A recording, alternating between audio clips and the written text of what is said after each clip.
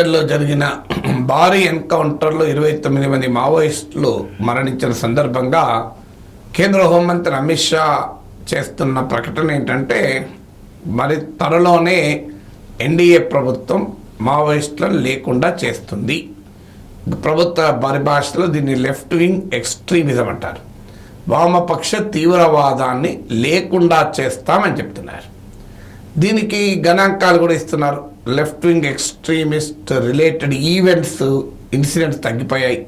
Incidents అంటే అది ఎన్కౌంటర్లను కావచ్చు, లేదా పోలీసుల పైన, భద్రతా బలగాలపైన, వామపక్ష తీవ్రవాదుల హింసాయుత దాడులు, వైలెంట్ యాక్ట్స్ కావచ్చు, ఇలాంటి ఇన్సిడెంట్స్ తగ్గిపోయాయి.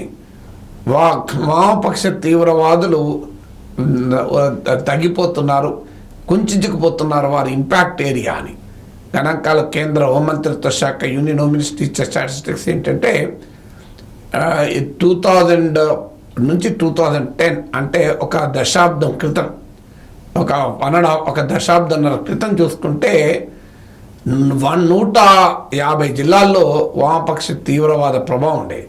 వాటి కొరకు ప్రత్యేకంగా లెఫ్ట్ వింగ్ ఎక్స్ట్రీమిస్ట్ ఎఫెక్టెడ్ డిస్ట్రిక్ట్స్కు ప్రత్యేక ప్రణాళికలు, ప్రత్యేక నిధుల్ని కేంద్రం కేటాయించింది. సో 150 డిస్ట్రిక్ట్స్లో వీళ్ళ ఇన్ఫ్లుయెన్స్ ఉండే. ఇప్పుడు అది 150 డిస్ట్రిక్ట్స్ అంటే భారతదేశంలో 40% జాగ్రఫికల్ ఏరియా. దేశంలో ఉన్న మొత్తం భూవైశాల్యంలో 40%, దేశంలో ఉన్న జనాభాలో 35%, 30% జనాభా పైన వామపక్ష తీవ్రవాదుల ప్రభావం ఉండే.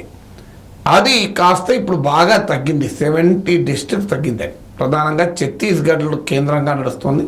ఛత్తీస్గఢ్లో 15 జిల్లాల్లో లెఫ్ట్ వింగ్ ఎక్స్ట్రీమిజం ఎఫెక్ట్ ఉంది అని. సో అందువల్ల ఇవన్నీ గణాంకాలు. కానీ లెఫ్ట్ వింగ్ ఎక్స్ట్రీమిజాన్ని, అందులో మావోయిస్టులను అంచనా వేయడంలో ఈ number of incidents, number of casualties, ఇలాంటి స్టాటిస్టిక్స్లో లెక్కలు పెట్టలేము. అదే ఆ లెక్కలే పెట్టుంటే ఇప్పటికీ లేట్ 60s భారతదేశంలో ఈ ధోరణి మొదలైంది. అంటే సాయుధ పోరాటం ద్వారా మేము భారతదేశ రాజ్యాన్ని కూల్చేస్తాం, వర్గశత్రువుల రక్తంతో భరత భూమిని ఎరుపెక్కిస్తాం, ఇలాంటి నినాదాలు మొదలయ్యాయి. నేను ఆదిలాబాద్ జిల్లాలో నా బాల్యంలో చూసేవాళ్ళం, గోడలపైన స్లోగన్లు చేలూరులో చూసేవాళ్ళం. Will make India red with the blood of the class enemies, తుపాకీ గుట్టం ద్వారానే రాజ్యాధికారం సిద్ధిస్తుంది, వర్గశత్రు నిర్మూలనే మా ధ్యేయము, ఇలాంటి అనేది నినాదాలు ఉండేవి. ఇండివిజువల్ అనిహిలేషన్ అంటారు. అంటే దోపిడీ చేసేవాడిని వ్యక్తిగతంగా అంతం చేస్తాం, అదే విప్లవము అనేటువంటి నినాదము భారత కమ్యూనిస్ట్ ఉద్యమంలో ఈ లెఫ్ట్ అడ్వెంచరిజం అంటారు మార్క్సిస్ట్ పరిభాషలో. ఆ లెఫ్ట్ అడ్వెంచరిస్ట్ ధోరణి లేట్ 60s మొదలైంది. అంటే ఇప్పటికీ దాదాపు 66 దశాబ్దాలైంది. 6 దశాబ్దాల్లో ఎన్నోసార్లు ప్రభుత్వానికి, రాజ్యానికి పైచేయి వచ్చింది. కానీ స్టిల్ ఎన్కౌంటర్లు జరుగుతున్నాయి, స్టిల్ భద్రతా బలగాలపైన దాడులు జరుగుతున్నాయి. తగ్గిన మాట నేను తాత్కాలికంగా, కానీ మళ్ళీ ముందుకు వస్తున్నారు.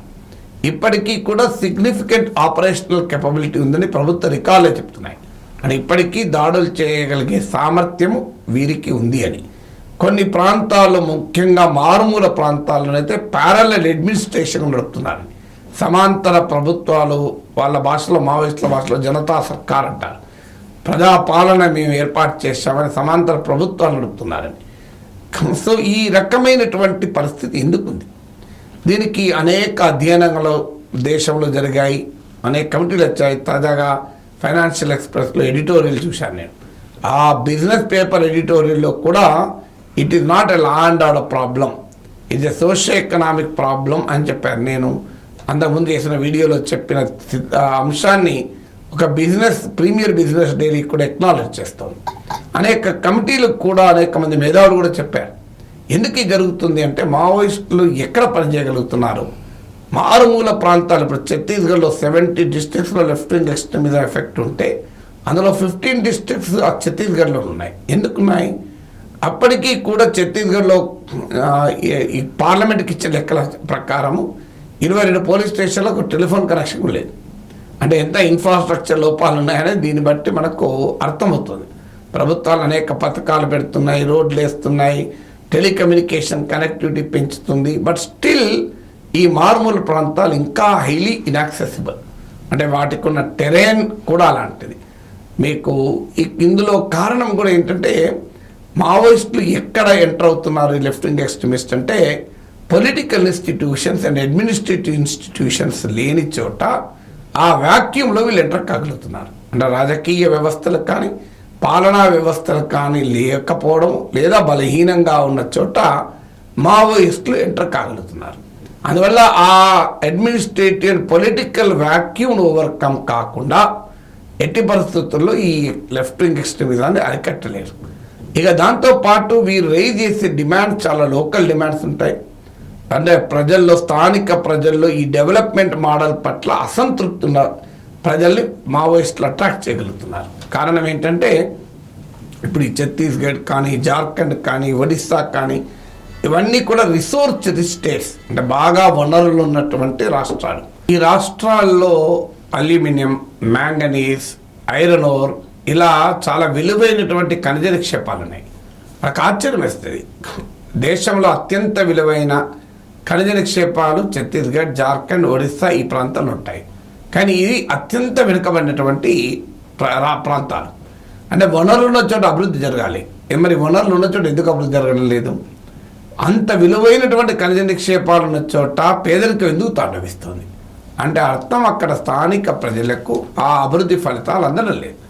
దీన్ని వామపక్ష తీవ్రవాదులు ఉపయోగించుకుంటారు. అందుకే వాళ్ళ నినాదం జల్, జంగల్, జమీన్, అంటే నీరు, అడవి, భూమి. ఈ మూడింటి పైన వాళ్ళ ఉద్యమాలు నడుస్తూ ఉంటాయి.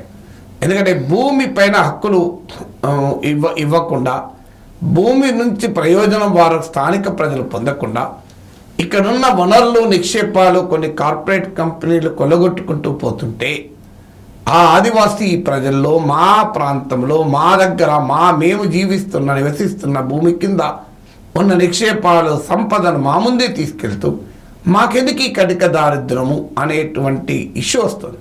మాకెందుకు జీవనోపాధి ఉండదు, మాకెందుకు డెవలప్మెంట్ ఉండదు అని ఈ కన్సర్న్స్నే లెఫ్ట్ వింగ్ ఎక్స్ట్రీమిస్ట్ ఎక్స్ప్లాయిట్ చేయగలుగుతున్నారు.